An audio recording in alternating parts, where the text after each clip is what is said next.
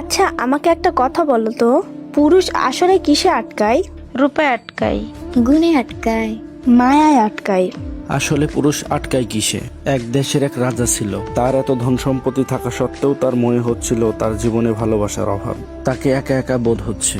তাই আরেক দেশের এক রাজকন্যাকে বিয়ে করে আনলো। বিয়ে করে আনার পরেও তার মনে হচ্ছে তার জীবনে ভালোবাসার অভাব। সে আরো একটা বিয়ে করলো, কিন্তু তারপরেও মনে হচ্ছে তার জীবনে ভালোবাসার অভাব। ভালোবাসার অভাব মেটাতে যাইয়া সে একটা না, দুইটা না, তিনটা না, 9টা দেশের রাজকন্যাকে বিয়ে করলো। তার এখন 9টা বউ। তারপরেও তার মনে হচ্ছে তার জীবনে ভালোবাসার অভাব। লাস্ট সে তার প্রধান দাসীর প্রেমে পড়ে গেল। 9টা বউ থাকার পরেও যখন রাজা দাসীর প্রেমে পড়ে গেল, এটা সমাজ মেনে নিল না। তার বউরা তো একেবারেই নিল না। তার বউরা রাজাকে প্রশ্ন করলো, এমন কি দাসীর মধ্যে আছে যেটা আমাদের নেই? আপনার যদি বউ দরকার হয়, আপনি অন্য কোনো রাজার মেয়েকে বিয়ে করবেন, আপনি দাসীকে কেন বিয়ে করবেন? তখন রাজা বলল, 9টা বউ থাকার পরেও আমি রাজা হইয়া কেন দাসীর প্রেমে পড়লাম? এটা শুধু তোমাকে না, আমি পুরো বিশ্বকে দেখাবো। এটার জন্য আমি কালকে একটা বড় অনুষ্ঠানের আয়োজন করব।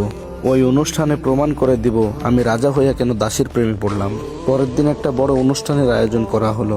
ওই অনুষ্ঠানে 10টা থালা ছিল। 10টা থালা 10 রকমের সম্পদ দিয়ে ভরপুর ছিল।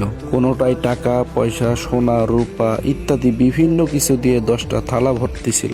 10টা থালা ভর্তি করার পর রাজা সবাইকে বলল, এই 10টা থালায় 10 রকমের সম্পদ আছে। আমার 9 জন বউ এবং আমি যাকে ভালোবাসি আমার দাসী, এই টোটাল 10 জন।